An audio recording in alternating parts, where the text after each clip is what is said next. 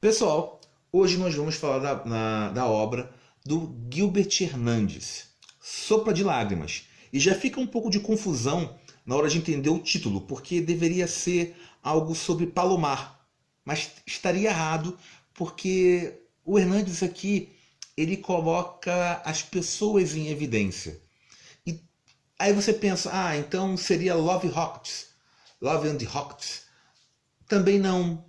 Então, as três estariam errados, porque a Sopa de Lágrimas está dentro de Palomar e Palomar está dentro de Love Rockets.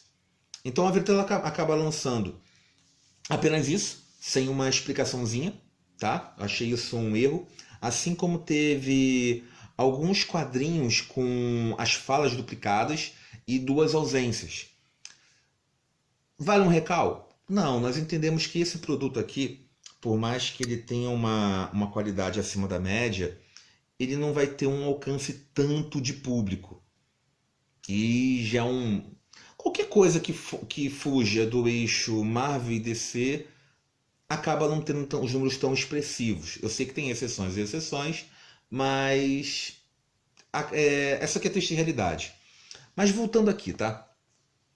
Eu falando de pontos negativos, acho que termina com a capa. Muitas pessoas reclamaram. Pessoalmente, eu não atrapalhou tudo, mantém essa identificação. Mais à frente, eu vou falar sobre o segundo álbum, o Dietrofismo Humano. Acho que dá um trava-língua aqui falando aqui rápido, né? Dietrofismo Humano, Dietrofismo Humano, Dietrofismo Humano. Mas o que acontece aqui? Vamos lá. América Latina e o Brasil ele acaba se afastando muito dos outros países da América Latina.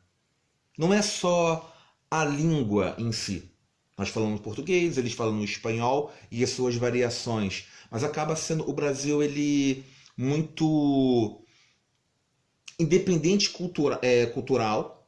Aí você vai no contexto histórico que nós temos a nossa mais assim a influência e até mesmo manipulação. Começamos com uma influência que buscávamos francesa, depois uma dominação inglesa e atualmente norte-americana e depois o efeito da globalização. Então os estudos que nós comercializamos acabam sendo muito distantes. Eu até desafio, não quero fazer de forma alguma ofender vocês que estão vendo, mas uma prova disso me fale, sei lá, três grandes obras mexicanas. Nada, né? Eu mesmo me coloco também nisso. Eu só conheço o Pedro Páramo e olhe lá. Então você vai 100 anos de solidão, que é muito já utilizado isso aqui posteriormente até esse quadrinho ele se refere. Ele começa com uma influência nos Miseráveis. Só que ele viu que isso é muito pouco, porque Os Miseráveis, além de oferecer essa questão da redenção religiosa e tem, sabe, uma liberdade, mas as condições muito primárias, não tem muito a ver com o que o Gilbert ele apresenta aqui. O que tem mais a ver é justamente os 100 anos de solidão. E é uma injusta, sim, comparação, porque a passagem de tempo revela é injusta porque são obras distintas, mas não de qualidades distintas, tá? Apesar que todo. Aí você fala, vai questão de preconceito, mas é uma questão de lógica. A Lona Arte se provou várias vezes que ela é capaz de se igualar ou até mesmo superar com outras mídias em meios narrativos, mas ainda há um grande caminho até ela encontrar o caminho, está no mesmo patamar do que os livros. Os livros, mal ou bem, acabam mudando o mundo, não é? Não temos um quadrinho assim, não, tivemos Maus, eu concordo, mas aí se você comparar com a influência de Maus com Anne Frank, ou chute mais alto, é um quadrinho que tem o mesmo valor que a Bíblia, e não é nem a questão religiosa, mas a questão cultural. Então, é você comparar o quê? 200, 300 anos com milênios. Mas o ponto é que o livro ele consegue abordar de forma muito mais introspectiva. Mas se você utilizar bem o meio narrativo da nona arte, ela vai te oferecer coisas que livro algum vai conseguir porque é uma mídia diferenciada, assim como o cinema. E eu senti falta do Gilbert, não que ele ele não seja competente, tá? Mas eu senti aquela genialidade do Will Eisner. Ou até mesmo o que o David Mazzucchelli ele fez lá no Asterix Polyp. Você tem utilizar por completo o quadrinho, os passos, mas eu sei que exige demais. Você tem que olhar o copo o meio cheio, né? E não vazio. Vou passar então aqui as páginas. São muitos personagens. Esta aqui é a Luba. Você vai vendo a passagem de vários anos. Literalmente você vê os personagens crianças e eles vão envelhecendo. Aqui o Gilbert ele mostra o quanto o tempo é cruel. Então nós temos vida, morte, as personagens se destacam, as personagens femininas, tá? Acabam sendo até mesmo protagonistas. As mulheres são muito fortes aqui. Isso é um alto ponto positivo. A narrativa, apesar de tantos personagens aparecerem, não fica confusa. Nós temos o quê? Uns 20, 30 personagens. Tá? Desses 10 você acompanha. A sexualidade aqui é alta, mas se explica também pela questão cultural. Tá? A cultura aqui, esse aqui também mostra um pequeno reflexo. Apesar de esse quadrinho ele ser mostrado de forma leve, ele é feito de forma leve, mas mostra as coisas muito cruas, muito duras. Só que tudo isso como eu falei, é duro e ao mesmo tempo leve. Conseguiu entender a ideia? Não. É um traço infantil, mas se você em poucas páginas, ele é minimalista em algumas coisas. Mas se você for realmente parar a pensar e fazer uma comparação sobre o que é a América Latina e mais do que isso, sobre... Compara o que acontece ao redor de você. Ah, mas vai se distanciar pelo Brasil, você disse no começo que o Brasil vai da América Latina. Mas há semelhanças. E como há semelhanças? A falta de cultura, a questão do estrangeiro tendo pelo olhar e explorando, vendo essa pobreza. Nós somos um país muito rico, mas com as pessoas muito pobres. Mas pobres culturalmente. Tá? Nós temos um drama o drama cultural. Quando você avança e você não respeita as regras, ou avança no sinal, ou você, em qualquer coisa que você faça, questão de alimentos, não ligar para a poluição, esse defeito aí não é uma questão de a pessoa ser má ou até mesmo boa, não. É uma coisa assim mais à frente. É cultura, tá? Então, um país rico não é que você tenha tantos recursos assim. Estamos elevados igual ao Brasil. O Brasil ele tem praticamente tudo, tá? Até aquelas teorias que a escassez que propicia você a inventividade. Então, se você tiver muitas coisas, você não tem estímulo para isso. É pouco para você explicar. Tem a questão em termos de domínio. Só isso não é, tá? Porque o humano ele não é. Às vezes ele não é matemática. Nós temos uma continha, não é somar 2 mais 2 vai ter 4. Nós temos toda uma gama de infinitudes assim, para você explicar. Porque senão essa defasagem seria coisa mais tempo. Mas voltando aqui para o quadrinho, é porque é muito complicado discutir a Sopa de Lágrimas se você não encontrar você ter só esse lado bobo, mas sim a mensagem por trás, tá, gente? Então nós temos esses personagens que eles são amantes, sexos, dramas, há sentimentos aqui colocados, mas não assim, não com tão chorosos, tá? A bebedeira, tem homossexualismo mostrado, mas não de forma assim tão levantada. Há uma amizade aqui dentre esses meninos e até o que o Hernandes ele faz? Ele mostra que esses personagens aparecendo e o tempo, aí você fala, ué, você não desenvolveu? Ele, não, eu quero mostrar para vocês o quanto que a vida ela é fútil, pelo menos aqui. Esses personagens passam, morrem e acontecem, têm filhos e têm filhos, envelhecem, mas assim como um pouco a vida acaba sendo. E essa também acaba sendo um pouco a minha crítica, porque eu falo, ei, eu queria ver o espelho por completo, não queria ver esses estilhaços. Mas às vezes você observar uma árvore, você dá mais valor para a floresta. Entendeu?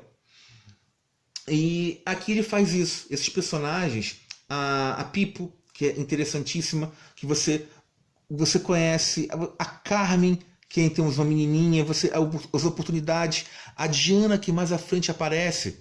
Entendeu? Você vê a evolução da Pipo de ser uma menina, depois ela se transforma em uma amante, depois uma apaixonada, aí vira uma mulher, e ela sofre muito com o marido bate nela, e depois, lá no outro álbum, uma mulher de negócios. Então você vai acompanhando anos e anos. Aí você pensa, durante 30, 20, não, 14. Só que para alguns isso acontece em muitas coisas, com muitos ritmos. Porque eles vivem a vida, apesar de ser um lugar calmo, essas ocorrências de forma muito frenéticas. Porque a vida é um pouco disso. Então o Hernandes ele foi muito feliz nesse aspecto. Então eu fiquei assim, elevando muitos pontos positivos da obra. Nós temos uma morte de alguém louco. Falamos aqui também sobre a questão de deficiências assim, físicas, de como foram abordadas. Tem um menino que ele fica como duas caras, né? O rosto dele ele sai assim, ele tem um problema de nascença. E quem acaba falando, não mate esse menino é a Cielo. Então nós temos essa personagem que ela é uma parteira, ela é uma lavadeira, aí você até pensa assim, nossa, aí surge uma outra lavadeira que vai tomar lugar e você pensa, não, ela é prostituta, né? Ela é a cortesã. Mas não, ela simplesmente ela é a banhadora. Banhadora? E depois ela passa a ser uma detetive. A detetive não, a xerife do local. Inclusive usando até para uma estrelinha. E nós temos assim várias misturas, a coisas bem pitorescas, do tipo lá do meio do cartoon, mas misturando com a realidade numa mescla que você consegue enxergar e ao mesmo tempo cativar. Aqui, a Cielo. E você vai vendo realmente esse envelhecimento, esses personagens tendo os filhos, Ofélia, Lobo, isso aqui é o Art, não confundir como que ele quer realmente ficar com ela, e às vezes nem sempre quem você ama você vai terminar junto. Vamos nessa tragédia. Aqui o envelhecimento da Luba, e quando ela chegou, nós temos esse amante aqui, ó.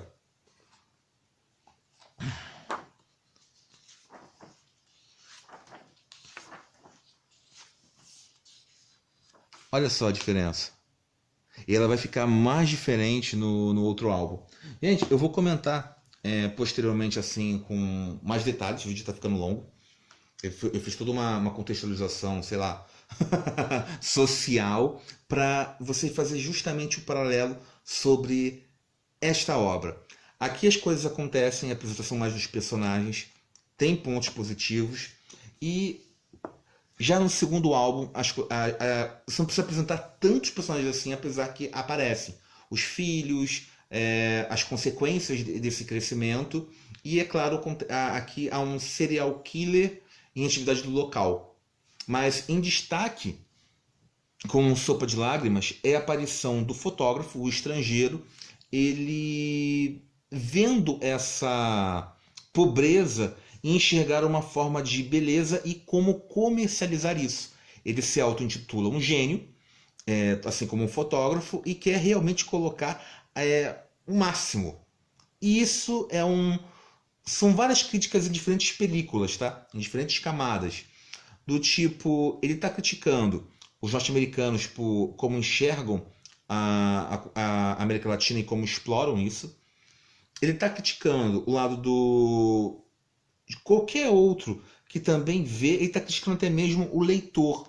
Nós nos divertimos e queremos ver essa pobreza aqui, esse sofrimento, tá? Inclusive não dando privacidade. Há aqui uma quebra da quarta parede, de personagens dialogam com o leitor do tipo chega, eles se condicionaram, e tem histórias assim que se destacam. Eu gostei muito de Sopa de Lágrimas, que dá o nome no álbum. Você realmente acaba... Nossa, há um significado, entende? Você toma sopa de lágrimas porque você é infeliz. Só os infelizes podem tomar essa sopa, uma personagem fala. E dá justamente para um outro, e você fica... Uau, bom nome. Aí depois as histórias ficam bobinhas, tá? Muito bobinhas. Aí vai terminar uma na cadeia que mostra a questão do homossexualismo, mas assim, em termos assim, a crueldade, e acho que no contexto, como admite que temos com o filho. Aqui, ó, o quadro que dá a imagem. É um personagem que evolui, tá? É o Heráclito, eu acho. Gente, é isso aqui. O vídeo já ficou longo. Tá aí a experiência de leitura. E acho que, assim, pelo menos nessa parte, eu fico um pouco dividido. Na hora de... Sendo realmente franco com vocês, não está entre as minhas leituras favoritas. Mas está entre uma das experiências de leitura mais destacáveis. Conseguiram entender?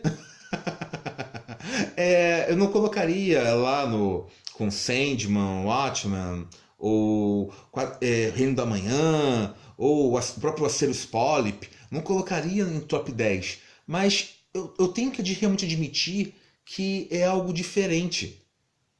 Por isso que eu estava querendo fazer um vídeo dos dois logo, mas eu vou fazer o segundo com o teste do tempo.